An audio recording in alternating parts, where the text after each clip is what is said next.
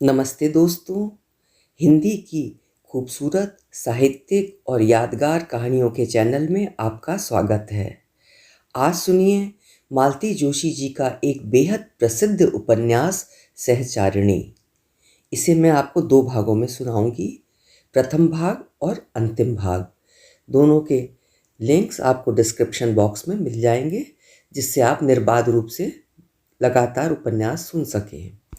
मालती Joshi ma'am के बारे में आपको कुछ बताना या परिचय देना सूरज को दिया दिखाने जैसा है। उनकी कहानियाँ, उनके उपन्यास घर घर लोगों के दिल में जाकर उतर गए हैं। उनके कहानी और उपन्यासों के पात्रों से पाठक अपने को कहीं ना कहीं जुड़ा हुआ जरूर पाता है। इसीलिए मालती जोशी मैम सबके हृदय में वास करती हैं। सहचारिणी उपन्यास उनकी लेखन यात्रा में मील का पत्थर साबित हुआ था। ये उन कहानियों और उपन्यासों में से एक है जिन्होंने मालती जोशी जी को अपार प्रसिद्धि दिलवाई। तो शुरू करते हैं सहचारिणी उपन्यास का भाग 1 अर्थात प्रथम भाग। अम्मा फुलके लेकर आईं और एकदम चिल्ला ही पड़ी। अरे लड़की, तू खाना खा रही है या मजाक कर रही है? अभी पहली ही रोटी खत्म नहीं हुई। क्या करें अम्मा, भूख ही नहीं है, पूनम ने मरी सी आवाज में कहा।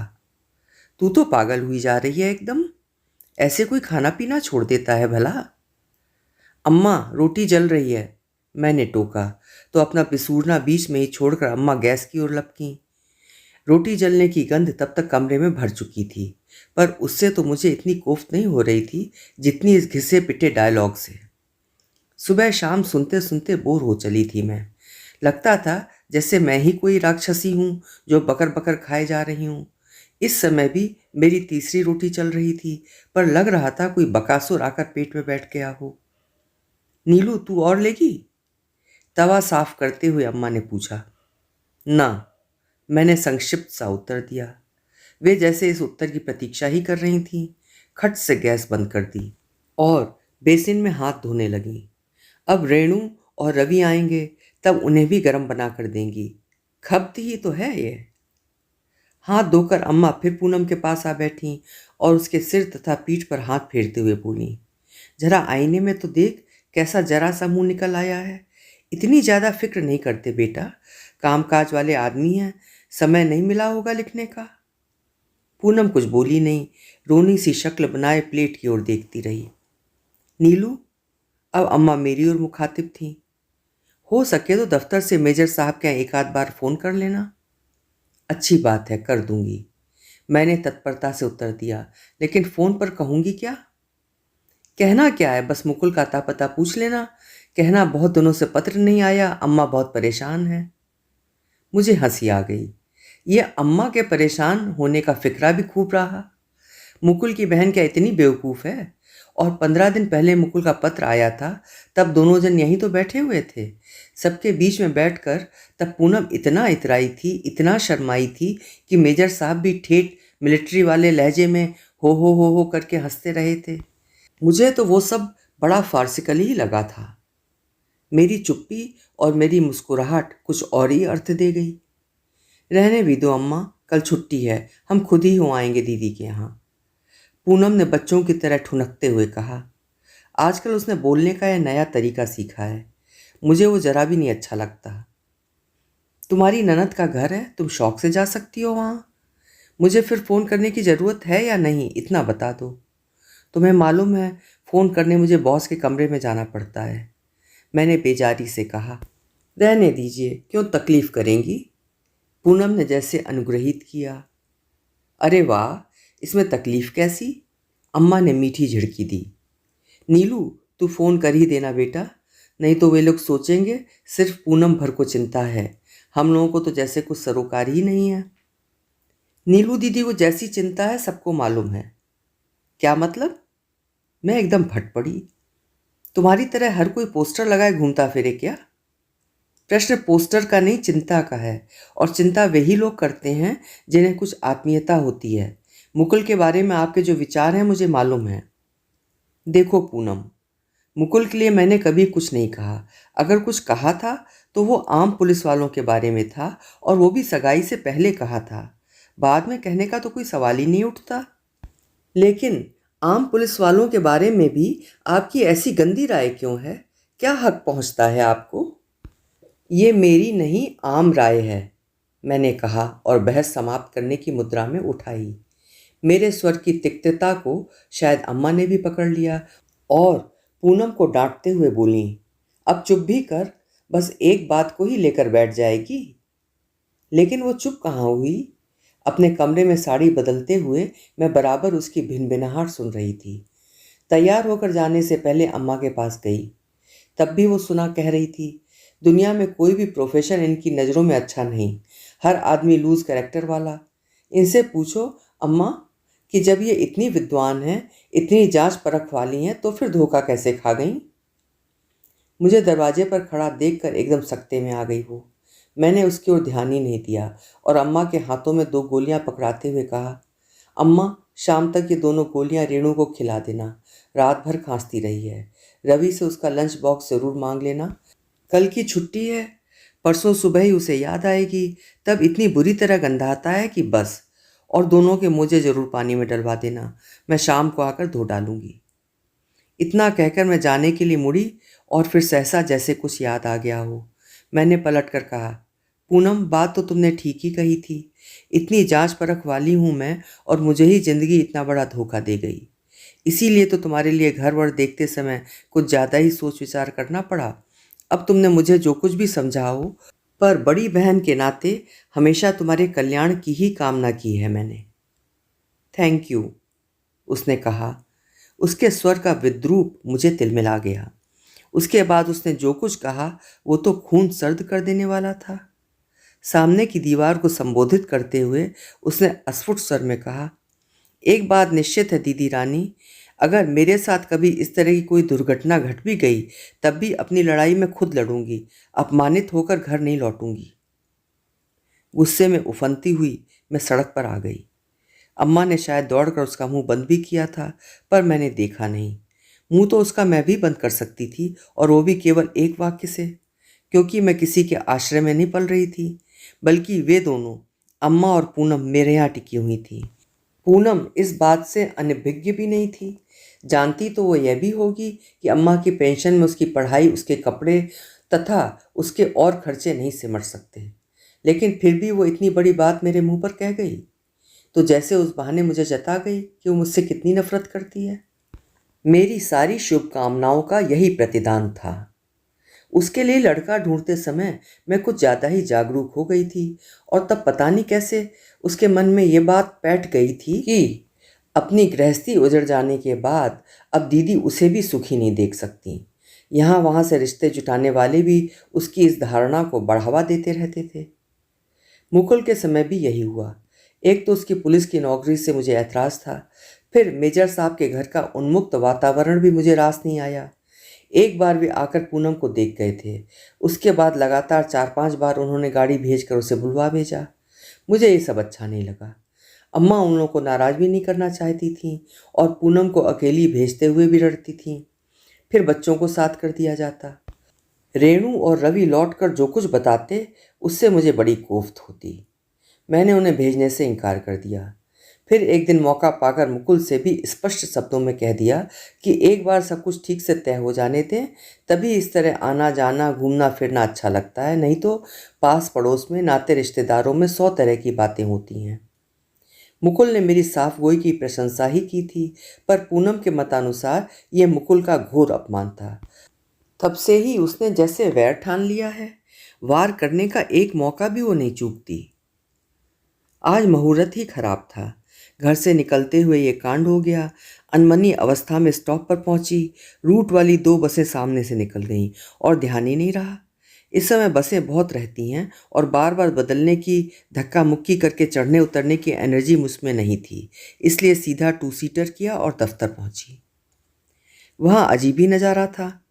मालूम हुआ डायरेक्टर साहब की 80 वर्षीय माता जी का प्रातःकाल देहावसान हो गया है। 12 बजे अंतिम यात्रा निकलने को थी और हर कोई उसमें सम्मिलित होना चाहता था। अंत में तय ये हुआ कि फीमेल स्टाफ अपना शोक प्रदर्शन कल तक के लिए मुलतवी रखे और पुरुषों को जाने दिया जाए। बूढ़ा गणपत हमेशा की तरह ड्यूटी पर रह गया था। देखते ही देखते दफ्तर खाली हो गया। अपने केबिन में मैं अकेली रह गई और हॉल में 3-4 लड़कियां और थीं। मुझे मालूम था काम कोई भी नहीं कर रही हैं, सबकी सब मिस मल्होत्रा की मेज के इर्द गिर्द जमी हुई हैं। पार्टीशन को पार कर उनकी खुसुर पुसुर यहाँ तक सुनाई दे रही थी। बहुत देर तक ये कॉन्फ्रेंस चलती रही और ठीक 1 बजे मेरे दरवाजे पर दस्तक हुई। मे आई कम इन मैडम? यस कम इन, मैंने कहा और गंभीर मुद्रा बनाकर बैठ गई। ये रोज़ी थी। सीवियर हेडेक के कारण आधे दिन की छुट्टी मांगने आई थी। बाकायदा एप्लीकेशन लिखकर लाई थी और चेहरा भी लटका लिया था। मुझे गुस्सा आना चाहिए था पर नहीं आया। मैटिनी का प्रोग्राम है? मैंने हंसकर पूछा। पार्डन? वो बुरी तरह झेप गई थी। सबकी एप्लीकेशंस एक साथ क्यों नहीं ले आई? एक एक करके आओगी तो मेरा दिमाग चाटोगी। ओ मैडम, यू नो एवरीथिंग, उसने कहा। चेहरे की मुर्दनी एकदम गायब हो गई और फिर थोड़ी देर में केबिन थैंक यू मैडम के मधुर स्वर से गूंज रहा था। Go and enjoy, we will keep the front, myself and Ganpat, मैंने बड़प्पन जताते हुए कहा। उनकी कृतज्ञता भरी नज़रों से मेरे आहत अहम को बड़ी तुष्टि मिल रही थी। थोड़ी देर में दफ्तर एकदम सुनसान हो गया। गणपत 1-2 बार झांक गया तो मैंने उसे चाय लाने के लिए कह दिया, अपने लिए और उसके लिए भी। पर उस सन्नाटे में कप प्लेट की खनखनाहट भी अजीब सी लग उठी। मैं थोड़ा काम करूंगी गणपत, तुम बाहर जाकर आराम करो, मैंने उसे आश्वस्त करते हुए कहा। तो उसने जैसे राहत की सांस ली। उसके जाते ही मैंने पेन खोला और फाइल खोलकर पुनः बैठ गई।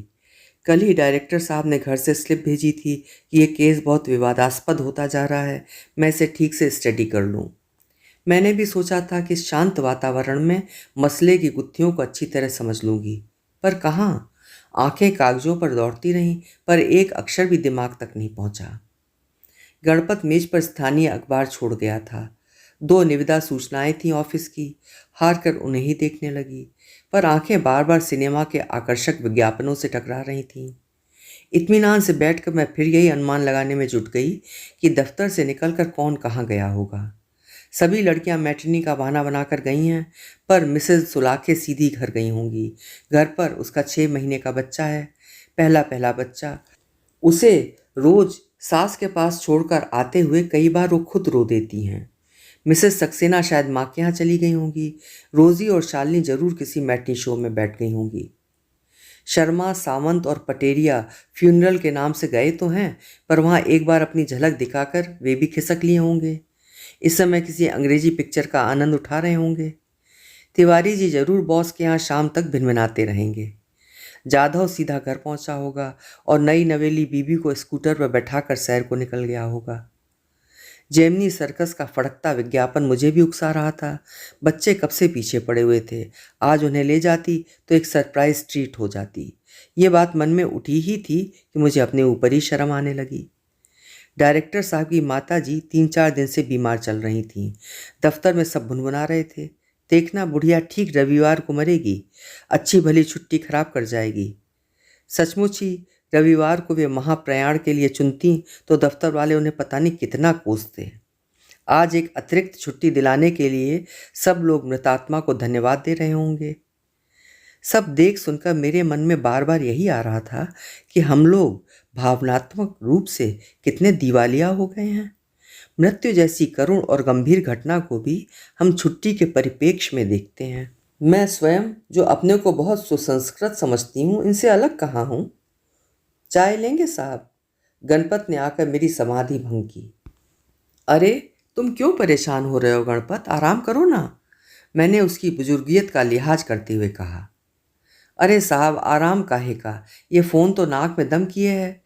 तब मुझे भान हुआ कि इस बीच फ़ोन बराबर बजता रहा है और बेचारा गणपत दौड़ दौड़ कर उसे अटेंड कर रहा है। साहब की माताजी की मृत्यु का दुखद समाचार देते देते खुद भी बेहाल हो गया है। वो चाय लेने चला गया तो सोचा काम तो आज कुछ हुआ नहीं है, 1-2 घंटे और बैठना है, लगे हाँ तो मेजर साहब को फ़ोन ही कर लूँ। पर फिर सुबह वाली सारी घटना याद हो आई और मन कसैला हो गया।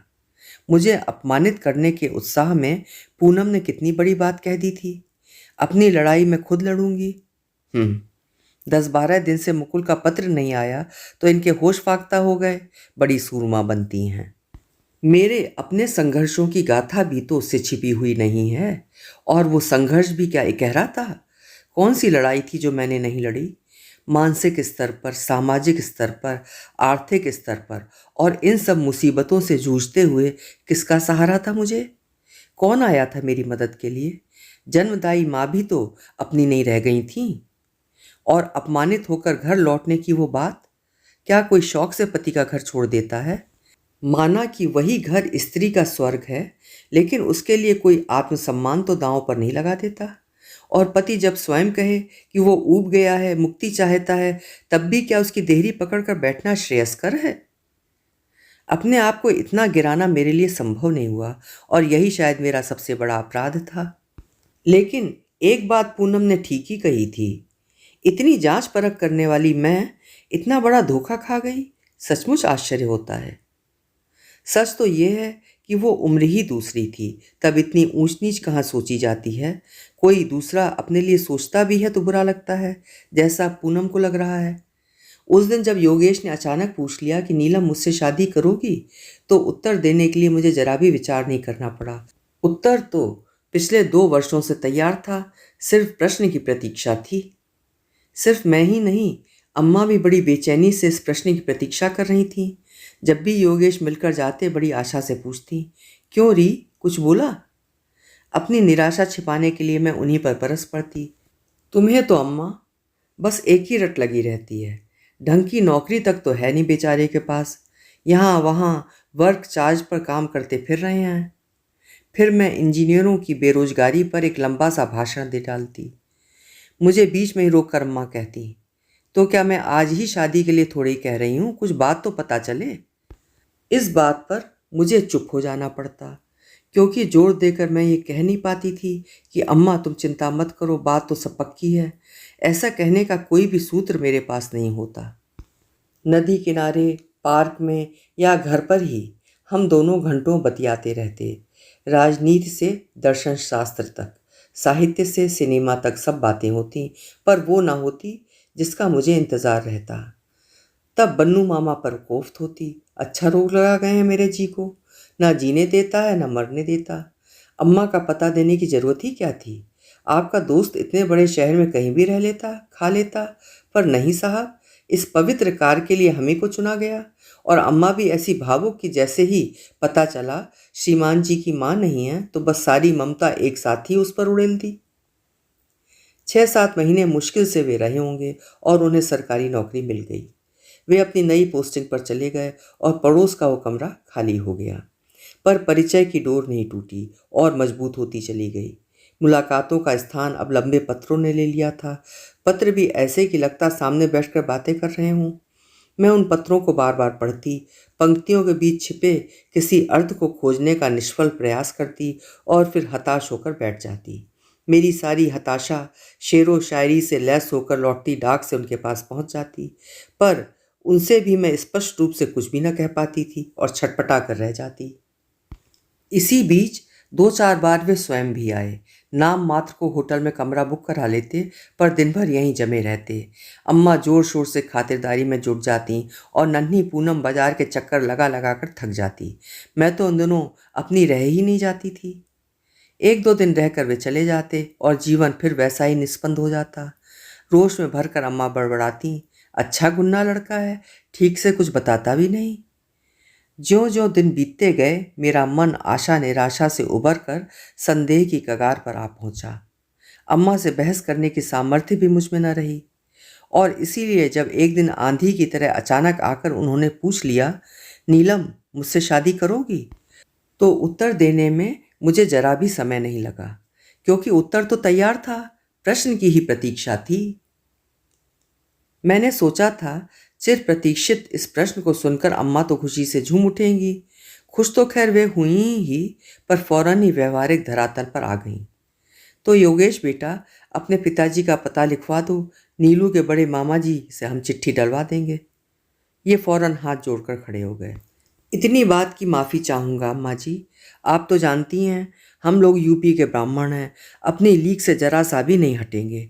घर पर पता चल जाएगा तो हंगामा मच जाएगा। अपनी माँ होती तो पैर पकड़ कर मना लेता, पर सौतेली माँ आप तो जानती ही हैं। पर बेटे बाद में तो पता चलेगा ही। बाद में चलता रहे पता, क्या फ़र्क पड़ता है। वैसे भी मुझे घर से कभी मोह नहीं रहा। हमेशा के लिए छूट भी जाएगा तो कोई दुख नहीं है। शंका के बादल पल भर में बिला गए।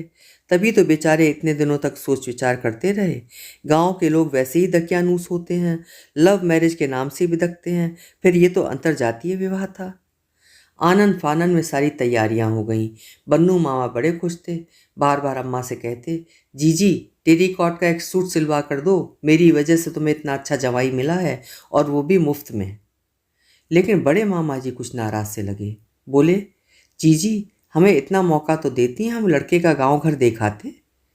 जवाब मैंने ही दिया, मामा जी गांव घर तो मेरे लिए वर्ज्य ही है, सो प्रश्न ही नहीं उठता। रही वर की बात तो बन्नू मामा से खुद ही पूछ लीजिए। मामा जी फिर भी खुश नजर नहीं आए। मैंने कहा, निराश क्यों होते हैं?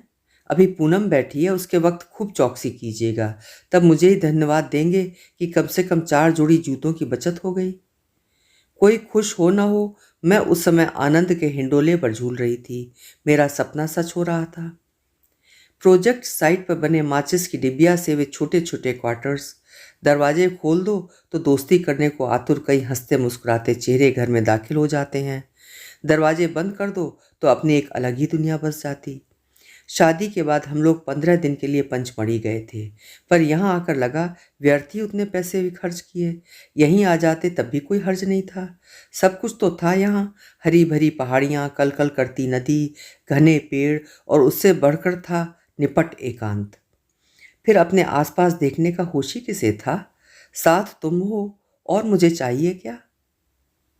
दिन पंख लगाकर उड़ रहे थे। सिर्फ कैलेंडर देखकर ही उनका बोध होता था। शादी को 4 महीने हो चले थे, और हमारा हनीमून मूड अभी कायम था। अपने को बहुत भाग्यशाली समझती मैं कि शादी होते ही सास नंदों के, जिठानी देवरानियों के हुजूम में घिर जाना नहीं पड़ा।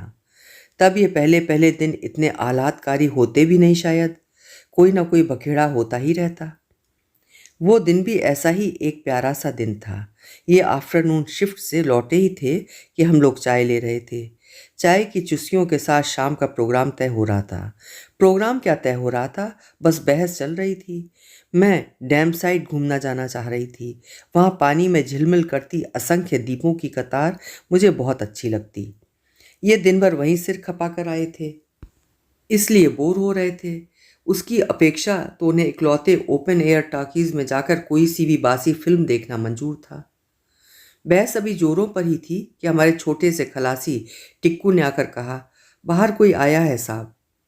ये उनकी अगवानी के लिए आगे बढ़े, और मेरी समझ में ही ना आया कि रसोई में भाग जाऊं या बेड कम इन डाइनिंग कम ड्राइंग रूम में ही बैठी रहूं।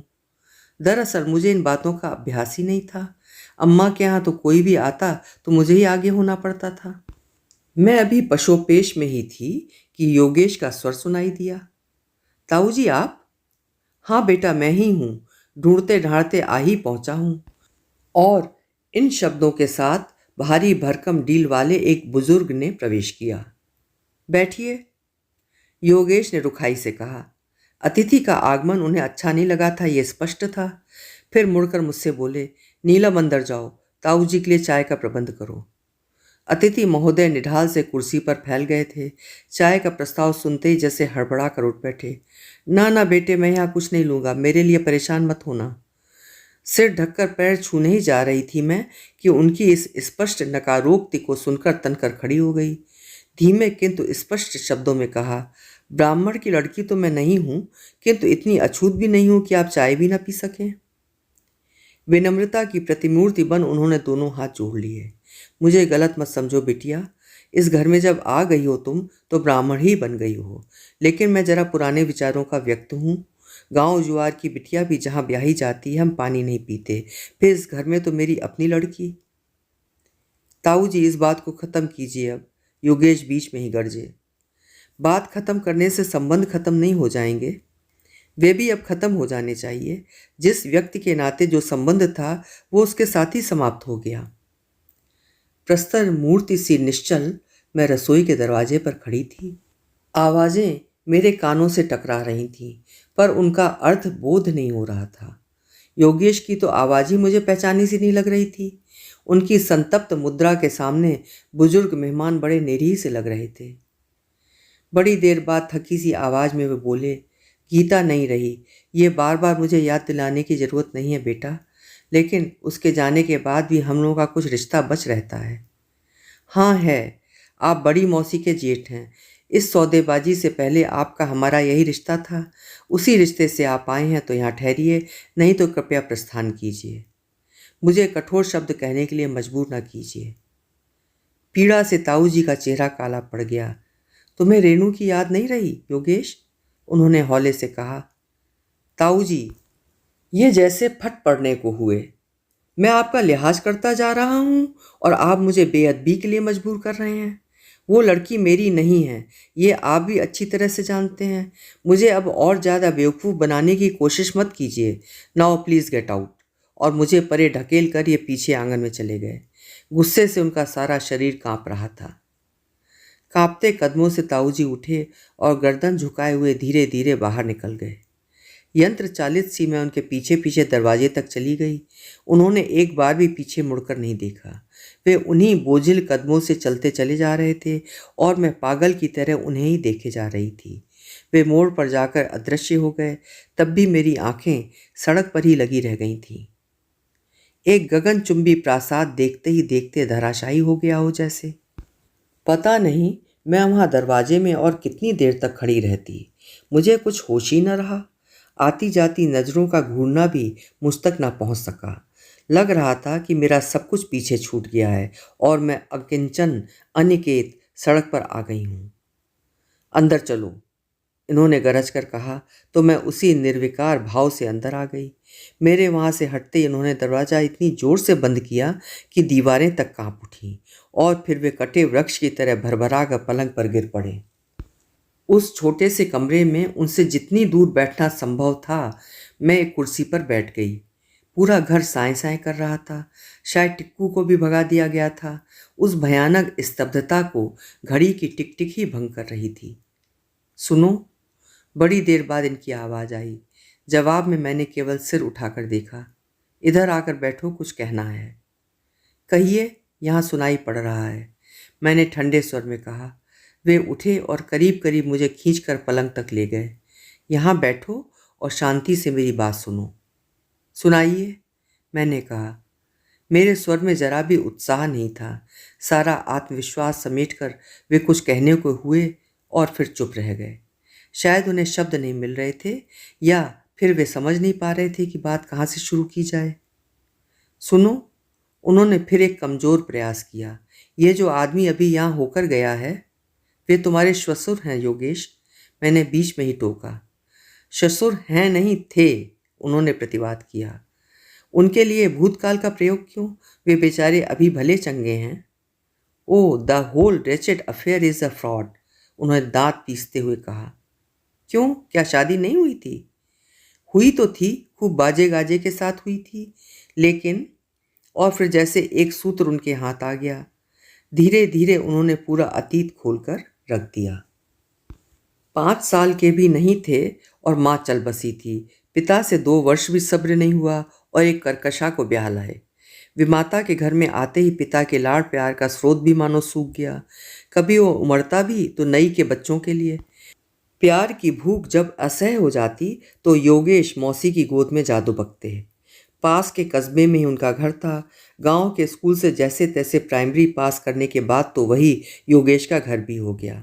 उस घर में उन्हें प्यार तो मिला ही, पढ़ने लिखने का वातावरण भी मिला। कक्षा में हमेशा पहले 5 में उनका नंबर रहा। उन्होंने मौसी का सिर कभी नीचे नहीं होने दिया। कभी कभार छुट्टी में घर चले जाते, बस यही घर से संपर्क रह गया था। बाकी तो वे मौसी के ही हो गए थे। हाई स्कूल का रिजल्ट आया। वे जिले में प्रथम आए थे। कैरियर के कई दरवाजे उन्हें निमंत्रण दे रहे थे। ऐसे वक्त में ही अचानक पिता चल बसे। विमाता ने कोरा जवाब दे दिया। वैसे उनकी सामर्थ्य भी नहीं थी, 4 बच्चे उनके भी थे और हजारों समस्याएं थीं। मौसी की स्थिति बस खाने खिलाने भर की थी, इससे ज़्यादा हैसियत उनकी भी नहीं थी। पास के किसी कॉलेज में बीए या बीएससी करना ही संभव जान पड़ता था, वो भी ट्यूशन या वजीफ़ों के सहारे। ऐसे संकट के समय में मौसी के जेठ यानी ताऊ जी सहारनपुर से दौड़े आए थे और उन्होंने सहायता का आश्वासन दिया था। उन्हीं से प्रोत्साहन पाकर योगेश ने 4-6 इंजीनियरिंग कॉलेजों के फॉर्म्स भर दिए। मार्क्स अच्छे थे, 1-2 जगह सिलेक्शन निश्चित था। और तभी वो विचित्र शर्त सामने आई। मौसी नहीं सुनाई थी। ताऊ जी अपने 5वें नंबर की लड़की का संबंध योगेश से करना चाहते थे। लेकिन यह तो सरासर सौदेबाजी है, योगेश झल्लाए। ताऊ जी के प्रति सारी कृतज्ञता तिरस्कार में बह गई थी। सो तो है ही बेटा, मौसी ने शांत स्वर में उत्तर दिया। पहली चारों भी इसी तरह पार की हैं और उपाय ही क्या है। पढ़े लिखे लड़के इतने महंगे मिलते हैं अपने समाज में कि उन्हें बहुत पहले से ही छेंक लेना पड़ता है। इसका ठिकाना हो जाएगा तो छोटी के लिए जुगाड़ करेंगे। सुनकर स्तब्ध रह गए योगेश। हाथ आए सुनहरे भविष्य को छोड़ना भी नहीं चाहते थे, पर उसके लिए अपने को बेचना भी उन्हें गवारा नहीं था। लेकिन बात सिर्फ उनके आत्मसम्मान की नहीं थी, ये मौसी की भी प्रतिष्ठा का प्रश्न बन गया। मौसी जो सदा से देती ही आई थी, आज पहली बार उनसे कुछ मांगा था। आखिर उनकी ममता की ही जीत हुई। योगेश ने हाँ कर दी, किंतु इस शर्त के साथ कि शादी पढ़ाई खत्म होने के बाद ही होगी। दूर भोपाल सीजनल कॉलेज में दाखिला मिल गया उन्हें।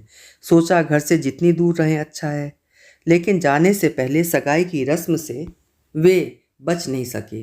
ताऊ जी भी कच्ची गोलियां नहीं खेले थे, अपनी ओर से उन्होंने पूरा बंदोबस्त कर लिया था। कॉलेज में आए योगेश तो जैसे वहीं के होकर रह गए। घर से संपर्क कट ही गया था। मौसी से कुछ मोह था, पर अब वो भी पराई सी लगने लगी थी। लगता जैसे शुरू से ही वो इस षड्यंत्र में शामिल थीं। उस सारे परिवेश से ही उन्हें विरक्ति हो गई थी। साल साल भर तक वे गांव घर का रुख नहीं करते थे। इसी तरह मानसिक तनाव को जीते हुए वे 4th ईयर में पहुंच ही गए। जी जान से परीक्षा की तैयारी में जुटे ही थे कि एक दिन तार मिला। मौसी सीरियस, स्टार्ट इमीडिएटली। रास्ते भर उनकी दीर्घायु की ईश्वर से कामना करते हुए किसी तरह निहालपुर पहुंचे तो देखा मौसी एकदम भली चंगी हैं। यही नहीं, घर में उत्सव का वातावरण है। नई माँ सदल बल मौसी के घर में विराजमान है। मालूम हुआ बारात की पूरी तैयारी है, बस उसी की प्रतीक्षा थी। उनके रोष को बाहर आने का अवसर ही नहीं दिया मौसी ने। जेठ की ओर से सफाई देती हुई बोली, भैया जी बता रहे थे फिर गीता के लिए 2 साल तक कोई साइट नहीं निकल रही है, और फिर तुम्हें कौन उसे अपने साथ ले जाना है। वो यहाँ मेरे पास बनी रहेगी, तुम अपना पढ़ते रहना। बहस की गुंजाइश ही नहीं थी। उन्होंने चुपचाप अपने को उन लोगों के हाथ सौंप दिया। परसों बाद पिता के पुराने घर में जाने का अवसर मिला, पर कोई आत्मीयता नहीं जागी। बाप दादाओं के इसी घर से बारात चढ़ी थी, इसी आंगन में बहू का डोला उतरा था, पर न उन्हें शादी में रस था न बहू में। अगले पिछले खर्चों की बचत के लिए गौने की रस्म भी साथ ही कर दी गई थी। घर में हास्य विनोद की बरसात सी हो रही थी, पर वे उसी तरह निर्विकार बने रहे। गुस्से में बहू का मुंह तक नहीं देखा। अपने प्रति किए गए अन्याय का इतना ही प्रतिशोध तो वे ले सकते थे। हताश मनस्थिति में वे कॉलेज लौटे। मित्रों ने समझा सचमुच किसी की मृत्यु का दुख झेल कर आए हैं। शादी की उन्होंने किसी को हवा तक नहीं लगने दी। घर में ससुराल में सबको ताकीद कर दी कि कोई पत्र ना लिखे। दोस्तों के बीच वे अपनी खिल्ली नहीं उड़वाना चाहते। 6-7 महीने तक सब कुछ शांत रहा। फिर अचानक मौसी का पत्र आया, बधाई लड़की हुई है। मौसी ने यह पत्र बहू से लिखवाया था। पत्र के पीछे उसी ने बारीक अक्षरों में चिकोटी काटी थी, लाला जी आप तो छुपे रुस्तम निकले। हमारे सामने तो बड़े भगत बने रहे और वहां पहले से ये रासलीला चल रही थी। और बस इसके साथ ही सब कुछ समाप्त हो गया। योगेश ने अपनी कहानी समाप्त करते हुए कहा, उसके बाद मैंने कभी घर का रुख नहीं किया, गीता की मृत्यु के समय भी नहीं। उसकी मृत्यु की सूचना देने वाला पत्र मेरे अनेक पतों पर भटकता हुआ मुझे 1.5-2 महीने बाद मिला था। उसके बाद ही मैं तुम्हारे पास आया था, तुम्हारा हाथ मांगने। योगेश की कहानी यहीं समाप्त हो गई थी। अब वे तकिए में मुंह छिपाए निस्पंद पड़े हुए थे, शायद सांस रोके मेरी प्रतिक्रिया की प्रतीक्षा कर रहे थे। कमरे में एक अजीब सी निस्तब्धता व्याप गई थी। मन हुआ कि इतनी जोर से चीखूं कि यह सन्नाटा टुकड़े टुकड़े होकर बिखर जाए, पर प्रकट रूप में बस इतना ही कह पाई मैं, मुझे ये सब कुछ पहले क्यों नहीं बता दिया योगेश। वे उसी तरह मुंह छिपाए पड़े रहे। मैंने ही फिर कहा, सच मानो सब कुछ जानकर भी मैं तुम्हें इतना ही प्यार करती, शायद अब से कुछ ज़्यादा ही। वे धीरे से उठकर बैठ गए, मेरा हाथ अपने हाथों में लेते हुए बोले, सच कहूँ नीलू, मैंने कई बार कहना चाहा पर साहस ही नहीं हुआ। जीवन में पहली बार सुख मेरे इतने करीब आया था, उसे खो देने की आशंका मुझे कायर बना गई। मैंने तुम्हारी आंखों में अपने सपनों का प्रतिबिंब देखा था, उसे तोड़ने की हिम्मत नहीं पड़ी। लेकिन मुझे अब ये सोचकर ही शर्म आ रही है कि जिन दिनों मैं तुम्हें अपने मोह पाश में बांधने के लिए व्याकुल थी, उन दिनों तुम किसी के पति थे, किसी के पिता थे। तुम सुन चुकी हो नीलम, वो बच्ची मेरी नहीं है, उन्होंने सख्त लहजे में कहा। तो इससे क्या फर्क पड़ता है योगेश, लौकिक अर्थों में तो वो अब भी तुम्हारी बेटी ही है, उसे नकारने का समय बहुत पीछे छूट गया है। ओफ, तुम समझती क्यों नहीं, उस समय मैं कितना परेशान था। फाइनल की परीक्षा सिर पर थी, मैं अपना मन मस्तिष्क बिल्कुल शांत रखना चाहता था, नहीं तो इतने वर्षों की मेहनत पर पानी फिर जाता। उस समय मानसिक संतुलन खोना किसी आत्मघात से कम नहीं था, इसीलिए मैं किसी विवाद में उलझना नहीं चाहता था। सच तो यह है कि तुम कोई रिस्क लेना नहीं चाहते थे, इसीलिए अपने सुनहरे भविष्य के लिए तुम ये जहर का घूंट चुपचाप नीचे उतार गए। मेरे स्वर में आक्रोश था। अब तुम्हें अगर गलत ही समझना है तो मेरे पास कुछ कहने को नहीं है, उन्होंने कहा और सिर तक चादर खींचकर सोने का उपक्रम करने लगे। मैंने चादर का छोर अधबीच में पकड़ लिया और पूछा, ये तो हुई बच्ची की बात, और गीता, उसके बारे में क्या सोचा था? उसके बारे में सोचने को अब क्या रह गया है। अब तो खैर तुम्हारे भाग्य से सब कुछ समाप्त हो गया है, पर मान लो वो इतनी जल्दी काल का ग्रास ना बनती तो तुम क्या जिंदगी भर यूं ही मुंह छुपाए घूमते रहते, उसकी मरण कामना करते हुए मुझे भुलावे में डाले रहते। योगेश फटी फटी आंखों से मुझे देखते भर रह गए। रेणु को घर ले आने के मेरे निर्णय को इन्होंने बहुत गलत अर्थों में लिया। इन्होंने इसे मेरे प्रतिशोध का एक तरीका ही समझ लिया और मुंह फुलाकर बैठ गए। मैंने फिर डरते डरते अम्मा को पत्र लिखा। रेणु के जन्म संबंधी विवाद को तो मैं छिपा गई, लेकिन शेष सारी कहानी लिखकर भेज दी और सांस रोके उनके उत्तर की प्रतीक्षा करती रही। बार बार डर भी लग रहा था कि अम्मा इस आघात को सहन भी कर पाएंगी या नहीं, लेकिन वे मुझसे कहीं ज़्यादा दिलेर निकली। पत्र के उत्तर में 5वें दिन ही वे सशरीर आ पहुंची। उन्हें देखते ही मेरा इतने दिनों का संयम टूट गया और मैं दरवाजे में ही उनसे लिपट कर रो पड़ी। वे मुझे शब्दहीन सांत्वना देती रहीं, पुचकारती रहीं। उनकी गोद में मुंह छिपाने के बाद ही ये एहसास हुआ कि इस स्पर्श के लिए मैं कितनी आकुल थी। मेरा आवेग थोड़ा कम होते ही उन्होंने बोलना प्रारंभ किया। मुझे ये देखकर आश्चर्य हुआ कि कितने सहज भाव से उन्होंने सारी स्थिति को स्वीकार कर लिया है। बल्कि उन्होंने बताया कि उन्हें इस तरह की कुछ आशंका शुरू से ही थी, इसीलिए वे इतनी अधीर हो उठती थीं। रेणु के विषय में भी उनकी प्रतिक्रिया स्पष्ट थी। उसे अपने घर में आना ही है, पर अम्मा की इच्छा थी कि थोड़े दिन और नाना नानी के पास रह ले तो अच्छा, क्योंकि इतनी जल्दी दोहरी जिम्मेदारी शायद मैं न संभाल पाऊँ। रवि की आहट उन दिनों मुझे मिल गई थी, लेकिन मैं जानती थी it was now and never. इस समय अगर चूक हो गई तो फिर कभी भी उसे बुला ना सकूंगी।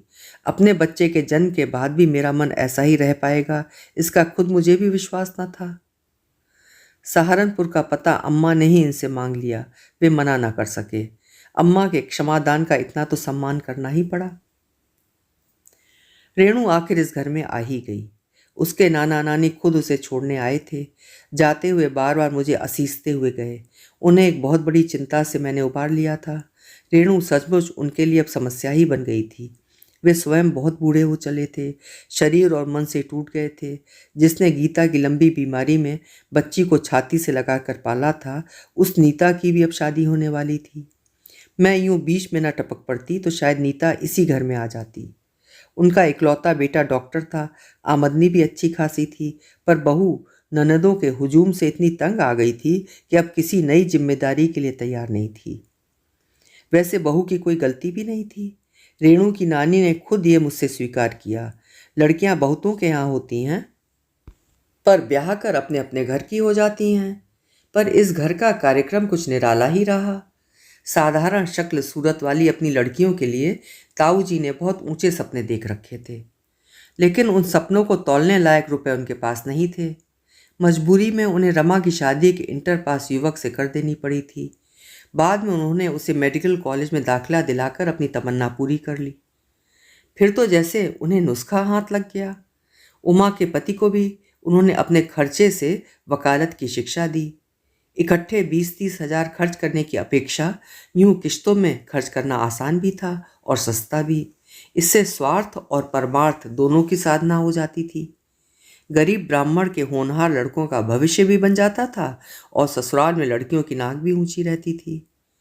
क्षमा के लिए उन्होंने फर्स्ट क्लास ग्रेजुएट ढूंढा था और उससे उन्होंने कई परीक्षाएं दिलवा डाली थीं। आईएएस तो उसे नहीं बना पाए, पर बैंक में क्लास 1 पोस्ट पर जरूर पहुंचा दिया था। परंतु उनकी अनुभवी आंखें सीता के वक्त ही धोखा खा गई थीं। हिंदी में एमए पास वो लड़का पीएचडी की धुन में शादी से कतरा रहा है। खबर लगते ही ताऊ जी पहुँच गए और उसकी सारी शर्तों के साथ बात पक्की कराए। सबसे पहली शर्त तो यही थी कि डॉक्टरेट मिलने तक वो पत्नी को घर से नहीं ले जाएगा। माँ बाप को ही उसकी सारी जिम्मेदारी उठानी पड़ेगी। परिणाम ये था कि 2 बच्चों की मां बन जाने के बाद भी सीता पीहर में दिन काट रही थी। एकांत में पढ़ने लिखने के बहाने उसका पति भी अक्सर यहाँ पड़ा रहता। पता नहीं कैसी थीसिस थी उसकी जो पूरी ही नहीं होने को आ रही थी। इन सब धांधलियों के बीच गीता कब अपने जीजा के मोह पाश में बंध गई किसी को पता ही नहीं चला, और जब पता चला तब तक बहुत देर हो चुकी थी। अविलंब शादी कर देने के अतिरिक्त कोई चारा ही नहीं था। यह तो उन लोगों का सौभाग्य ही था कि गीता की सगाई हो चुकी थी। लड़का सामने था। शर्म से बचने के लिए धीरे धीरे ये बात प्रचलित कर दी गई कि योगेश अक्सर सहारनपुर आते रहे हैं। रेणु के जन्म की सूचना पर जब ये मौन साधे बैठे रहे, तब उनकी मौसी ने भी यही समझा कि वे शर्म के मारे मुंह छिपा गए हैं। किसी ने उनकी खोज खबर नहीं ली। सोच रहे होंगे कि कुछ दिन बाद खुद ही लौट आएंगे। गीता की हालत जब निरंतर बिगड़ती चली गई थी, तभी फिर इनकी याद आई थी। तब तक न जाने ये कितने पते बदल चुके थे। ये सब रामायण मुझे सुनाने की ज़रूरत नहीं थी। मैंने तो रेणु को बिना शर्त स्वीकार कर लिया था, पर शायद वे ही लोग अपना मन हल्का करना चाहते थे। रेणु के आगमन के साथ ही मेरी कहानी समाप्त हो जाती तो ये एक आदर्श और सुखद अंत होता, पर मेरे जीवन की त्रासदी तो वहीं से आरंभ हुई। कई बार सोचती हूँ, क्या वाकई मेरा निर्णय गलत था? स्वजनों से बिछड़ी हुई 4 वर्ष की उस अबोध बच्ची को नए वातावरण में समो लेना एक कठिन काम था, पर अपने आदर्शों के उन्माद में मैं इस कठिन कर्तव्य को भी खुशी खुशी निभा रही थी। गर्भस्थ शिशु की हरकतों ने मेरा खाना पीना दूभर कर रखा था, पर इस परेशानी को भी मैं गर्व और आनंद के साथ झेल रही थी। सारी उलझन तो सिर्फ योगेश को लेकर थी। उनका स्वभाव ही एकदम बदल गया था। ना अब पहले का सा गर्जन तर्जन था, ना ठहाकेदार हंसी, ना चुलबुली शरारतें। काम का बहाना लेकर ज़्यादातर बाहर ही बने रहते थे। घर में जब तक होते मुंह फुलाए बैठे रहते, तब एकदम किसी रूठे हुए बच्चे से लगते। मन होता उनका सिर अपने वक्ष में छुपाकर उन्हें प्यार से आश्वस्त करूं कि मेरे मन में उनके प्रति कोई कलुष नहीं है, किसी प्रकार की प्रतिशोध की भावना नहीं है। मेरा एकमात्र उद्देश्य उस मातृहीना बच्ची को आश्रय देना है। पर शुरुआत ही कुछ इतनी गलत हो गई थी कि बात करते डर लगता था। यूँ तो पति पत्नी थे हम लोग, देह धर्म निभा ही रहे थे, पर उसमें अब पहले किसी एकात्मकता, आंतरिकता नहीं रह गई थी। बाकायदा एक शीत युद्ध सा छिड़ा हुआ था। हर आने वाला दिन मेरे सामने एक समस्या की तरह मुंह बाए खड़ा हो जाता। इसीलिए जब अम्मा मुझे लिवाने आ पहुंची तो मैंने राहत की सांस ली। लेकिन अम्मा के यहाँ पहुँच भी दुश्चिंताओं से मुक्ति नहीं मिली, बल्कि वहाँ तो सोचने के लिए फुर्सत ही फुर्सत थी। रेणु का भार पूनम ने ले लिया था और शेष सब बातों के लिए अम्मा थी ही। मेरी अपनी भी चिंता उन्हीं के सिर पर थी। इसी से दिन भर बैठकर मैं ऊट पटांग बातें सोचा करती। प्रथम प्रसव को लेकर मन वैसे भी शंकाकुल था। अम्मा की किसी सहेली ने गीता की अतृप्त आत्मा का बार बार उल्लेख कर मुझे और भी डरा दिया था। बस अब तो यही लगता था कि किसी को जन्म देते हुए मैं स्वयं ही मृत्यु की गोद में पहुंच जाऊंगी। अम्मा के सामने बार बार अपनी चिंता दोहराती और झिड़कियां खाती। और एक दिन बैठे बैठे ख्याल आ गया कि यदि अचानक इस तरह से चली गई तो पता नहीं कितनी बातें अनकही रह जाएंगी। योगेश के मन में मेरी स्मृति एक प्रश्न चिन्ह के रूप में ही रह जाएगी। उस दिन सारी रात जागकर मैंने 12 पेज का एक लंबा सा पत्र लिखा। पत्र क्या था, अच्छा खासा मृत्यु पत्र था। अपने प्रेम का बार बार विश्वास दिलाते हुए मैंने उनका वहम दूर करने की चेष्टा की थी और ये भी लिख दिया था कि वे अगर चाहेंगे तो रेणु को हॉस्टल में रखवा देंगे, मुझे कोई आपत्ति नहीं होगी। हालांकि ये वाक्य लिखते हुए मेरा मन मुझे बार बार कोस रहा था। उस पत्र को अपने हाथों पोस्ट करने के बाद मैंने निरंतर आसपास मंडराने वाले काल्पनिक यमदूत से कहा, भाई अब मैं तैयार हूँ, जब तेरी मर्जी हो आ जाना। रवि को जब पहली बार छाती से लगाया तो कुछ देर तक मुझे विश्वास ही नहीं हुआ कि यह सब कुछ सच में घटित हो रहा है। मृत्यु भय से कुछ इतनी ग्रसित थी मैं कि अचरज का पहला दौर समाप्त होते ही मैं आनंद सागर में डूब गई। पुत्र जन्म की सूचना पाते ही ये तीसरे दिन जब सामने आकर खड़े हो गए तो मुझे लगा खुशी से मैं पागल हो जाऊंगी। उनका आना तो अप्रत्याशित था ही, पर मेरी प्रसन्नता का असली कारण उनका बदला हुआ मूड था। उनकी आंखों में वही पुरानी चमक लौट आई थी। कुछ दुबले जरूर हो गए थे, पर हंसने का वही पुराना अंदाज लौट आया था जिससे चेहरा भरा भरा लगता था। अम्मा की नज़रें बचाकर जब उन्होंने मेरी हथेली को धीरे से उठाकर चूम लिया, मेरे गालों को हल्के से थपथपा दिया, तो लगा कि बीच वाले वे भयानक दिन किसी ने मेरे जीवन से निकाल कर दूर फेंक दिए हैं। मन तो हुआ कि अम्मा से कहूँ कि मुझे अभी इसी वक्त इनके साथ भेज दो। मैं इनके इस मूड को मुट्ठी में कैद करके रखना चाहती हूँ। पर अम्मा से कहती क्या खाक। उठकर बैठना तक तो मेरे लिए मुहाल था और उनकी इस प्रसन्न मुद्रा को अम्मा ने विशेष महत्व भी नहीं दिया। वे तो जैसे ये सब मानकर चली थीं। पूनम कह रही थी, दीदी जिया जी को तो देखो, दानवीर कर्ण हुए जा रहे हैं। क्यों, क्या हुआ? मुझसे कह रहे हैं बाजार चलो और जो पसंद आए साड़ी खरीद लो। तो चली जाना, ये 500 की कहें तो तू 1000 की ले आ। अरे वाह, क्या उनको लूट ही लेंगे हम? इसमें लूटने की क्या बात है, अम्मा ने कहा। वो अपने लड़के की खुशी मना रहा है, कोई तुझ पर एहसान थोड़े ही कर रहा है। तो इसमें अनहोनी क्या है? दुनिया में रोज तो इतने लड़के पैदा होते हैं। होते होंगे, अपने घर में तो ये पहला है। और अम्मा ने रवि को सोते से उठाकर चूम लिया। उनके चेहरे पर हर्ष और विषाद की रेखाएं धूप छां सी खेल रही थीं। एक लड़का न होने का दुख उन्हें जीवन भर सालता रहा था और इसीलिए रवि का जन्म उनके जीवन की सबसे महत्वपूर्ण घटना थी। मैं जब तक वहाँ रही, रवि अम्मा का ही होकर रह गया था। सिर्फ दूध पीने भर को मेरे पास आता। अम्मा स्कूल चली जाती तो पूनम उसे उठाए उठाए फिरती। नन्ही रेणु भी दिन भर भैया भैया कहकर उसे पुचकारती रही। वो शैतान भी उसे खूब पहचान गया था और जब वो अपना नन्हा सा सिर हिला हिला कर उससे तोतली बातें करती तो खिलखिला कर वो हंस पड़ता। इन दिनों रेणु ने सबको ताकीद की हुई थी कि उसे दीदी कहा जाए, नहीं तो भैया भी उसका नाम लेने लगेगा। उसकी भोली भाली बातें सुनकर मन कैसा तो होने लगता। क्या सचमुच योगेश उसे हॉस्टल भेज देंगे? तब सब लोग यही ना सोचेंगे कि अपना बच्चा आते ही सारे आदर्श हवा हो गए। लोग चाहे कुछ सोचें या ना सोचें, स्वयं रेणु के मन पर क्या प्रभाव पड़ेगा? लाख छोटी सही, पर वो तो प्यार और तिरस्कार का अंतर खूब समझती है। तभी तो पापा के पास फटकती तक नहीं। और अगर मेरी जिद के कारण घर में रह भी गई तो रवि के प्रति पापा का अतिरिक्त लाड़ दुलार देखकर क्या सोचेगी? क्या उसके मन में एक हीन बोध नहीं बैठ जाएगा? घर जाने का दिन जैसे जैसे पास आता गया, रेणु की चिंता मुझे व्याकुल करने लगी। मुश्किल तो ये थी कि किसी से मुंह खोलकर कुछ कहना भी मेरे लिए कठिन था। सौभाग्य से 15 दिन पहले इनका पत्र आ गया। स्थानांतरण हो गया था, नई जगह चार्ज लेने जा रहे हैं। घर आदि की व्यवस्था होने तक मुझे अम्मा के पास और रहना होगा। पत्र पढ़कर मैंने तो राहत की सांस ली ही। देखा अम्मा के चेहरे से भी उदासी की चादर हट गई है।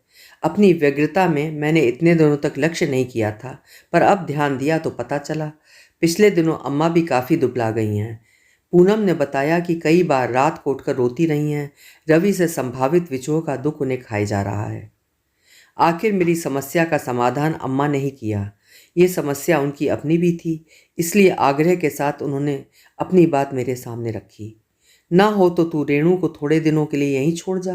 दोनों बच्चे एकदम चले जाएंगे तो हमें घर काटने को दौड़ेगा। फिर तू भी तो दोनों को एकदम संभाल नहीं पाएगी। जरा भी भूल चूक होगी तो पड़ोसी तो कहेंगे ही, योगेश भी कहने से नहीं चूकेगा। सौतेली माँ का तो नाम ही बुरा होता है। अम्मा की गोद में सिर रखकर कितनी देर तक मैं रोती रही थी। ये आंसू कृतज्ञता के थे या विद्रोह के, कौन जाने। कस्बे के इस छोटे से बस स्टैंड पर हमारा उतरना मानो अपने आप में एक घटना थी। कुछ ऐसा तामझाम किया था लोगों ने कि लगा मैं किसी छोटी मोटी रियासत की महारानी ही हूँ और युवराज को लेकर पहली बार राज्य में आ रही हूँ। पता नहीं चलते समय योगेश कैसे निर्देश दे गए थे, पर सारी टीम टाम से बड़े प्रसन्न और संतुष्ट दिखाई दे रहे थे। जीप तक फूलों से सजी हुई थी। जीप पर बैठते हुए बोले, बहुत शैतान हो गए ये छोकरे, पूरी बारात ही निकाल दी अपनी। उनके स्वर में एक नई गरिमा, अनचीनी वरीयता थी। मैंने मुड़कर पीछे की सीट पर ठुसे हुए छोकरों को देखा। सबने शर्मा कर फिर एक बार नमस्ते दाग दी। सारे माहौल से एकदम गौरवान्वित हो उठी मैं। उसने सोचा, शायद संसार में मुझसे ज़्यादा सुखी स्त्री दूसरी ना होगी। गोद में गुलगोथना सा गोरा चिट्टा बच्चा है, बगल में पति है जो गाड़ी चला रहा है, जिसका चेहरा आत्मविश्वास से दमक रहा है। आगे पीछे अनुचरों की कतार है। जीवन में इससे ज़्यादा और पाने को रह क्या जाता है। और जब घर में पाँव दिया तो सफ़र की रही से ही थकान भी उड़न छू हो गई। बाप दादाओं के पुराने से मकान में ज़िंदगी कट गई थी।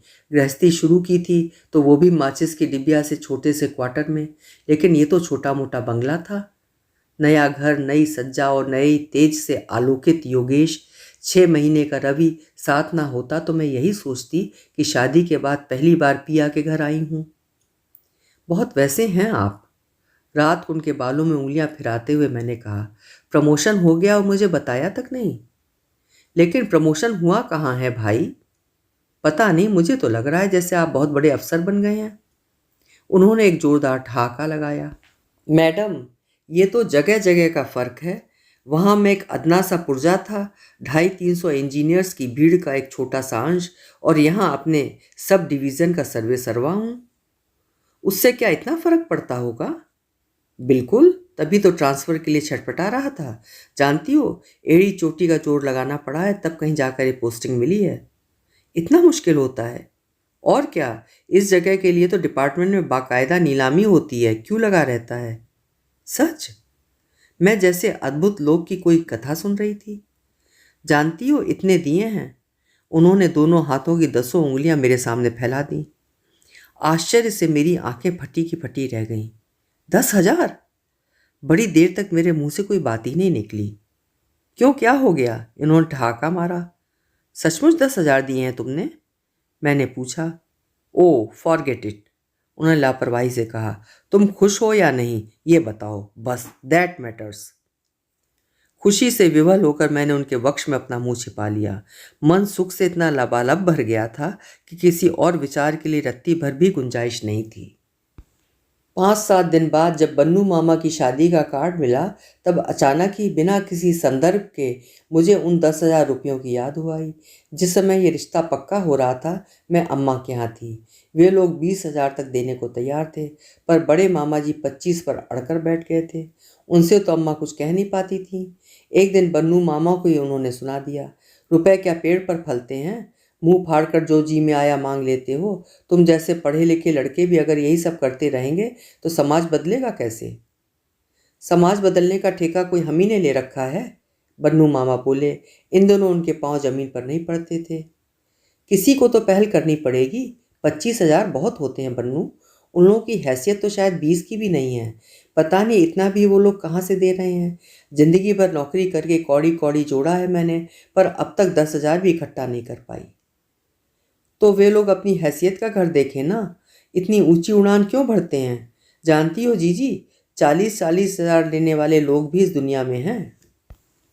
होने को तो बिना दहेज शादी करने वाले भी दुनिया में हैं।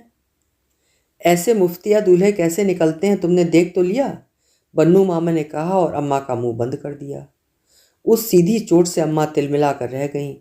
योगेश को मैंने, अम्मा ने, सबने माफ़ कर दिया था, पर बन्नू मामा ने उनसे हमेशा के लिए नाता तोड़ लिया था। इस दुर्घटना के मूल में वो स्वयं थे, इसका उन्हें बहुत दुख होता था। अपनी शादी का कार्ड वे हमें भेजेंगे इसकी आशा नहीं थी, पर ध्यान से देखने पर पता चला पता पूनम ने लिखा था। शायद अम्मा ने ही अपने से भिजवाया होगा। रात को मैंने इन्हें कार्ड दिखाया तो बोले, सुना है वनमाली ने बड़ा लंबा हाथ मारा है। किसने बताया? कहीं ना कहीं से पता चल ही जाता है। Lucky chap. Lucky chap. मैंने इन्हें ध्यान से देखा और बन्नू मामा की मुफ्तिया दूल्हे वाली बात याद हो आई।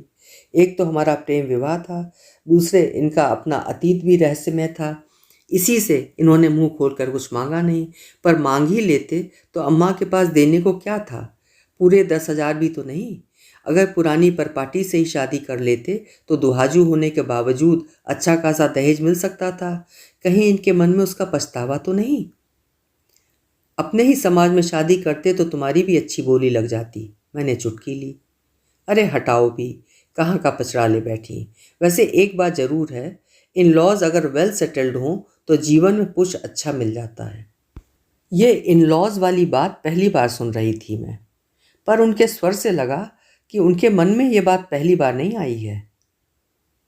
फिर एक दिन और भी मुझे ये बात सुननी पड़ी थी। उस दिन स्वर और भी तीखा था। रवि के जन्मोत्सव की पार्टी की बहुत ही शानदार आयोजन किया गया था। शामियाना, रिकॉर्डिंग, ऑर्केस्ट्रा, रोशनी, कुछ भी बाकी नहीं छोड़ा था। सारी धूमधाम देखकर लगा काश अम्मा यहाँ होती तो मेरी आर्य समाजी शादी का मलाल उनके मन से हट जाता। जगह छोटी थी और मेरे परिचय का दायरा भी अभी सीमित था, इसलिए महिलाएं तो गिनी चुनी ही आई थीं, पर बाहर आदमियों की एक अच्छी खासी भीड़ इकट्ठी हो गई थी। रात को जब प्रेजेंट्स उठाकर घर में रखे गए तो ड्राइंग रूम भर सा गया। चाबी वाले खिलौने से लेकर प्रैम तक सब कुछ था। एक ट्राइसिकल भी थी। बाबा सूट्स और बिस्कुट्स के पैकेट की तो गिनती ही नहीं थी। इतने से दिनों में कितने लोगों से मेल जोल बढ़ा लिया है इन्होंने, मैंने गर्व से सोचा। पति की व्यवहार कुशलता और मिलनसारी पर मुग्ध थी मैं। पार्टी कैसी रही मैडम? रात को इन्होंने पूछा। वंडरफुल। खुश हो? इन्होंने मुझे बाहों में भरते हुए कहा। शराब का तेज भभका मेरे नथनों में भर गया। अपने चेहरे को यथाशक्ति दूर रखते हुए मैंने कहा, योगेश तुमने पी रखी है? इसे पीना नहीं कहते मैडम, सेलिब्रेट करना कहते हैं। I celebrated my fatherhood today. तो सेलिब्रेट करने के लिए क्या शराब जरूरी है? नो प्रीचिंग टुडे, उन्होंने भारी आवाज में कहा। आज कुछ नहीं बोलोगी, और आगे से भी याद रखो कि तुम अब एक इंजीनियर की बीवी हो, किसी मास्टरनी की बेटी नहीं। और उन्होंने मुझे अपने पास खींच लिया।